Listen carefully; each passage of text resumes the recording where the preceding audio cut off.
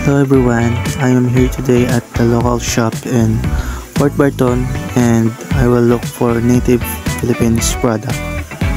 Tara, samahan nyo ako. So as you can see, namimili na ako ng product na bibilin ko.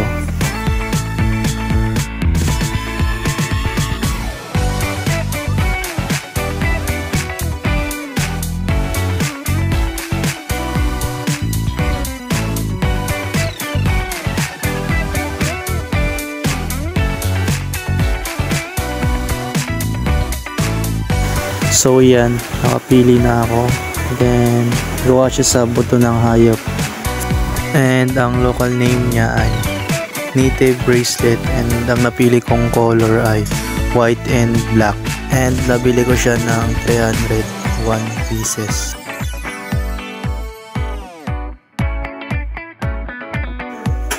A Filipino product or artifact express the concept of art through its connection to resourcefulness, cultural identity, traditional craftsmanship, and social function.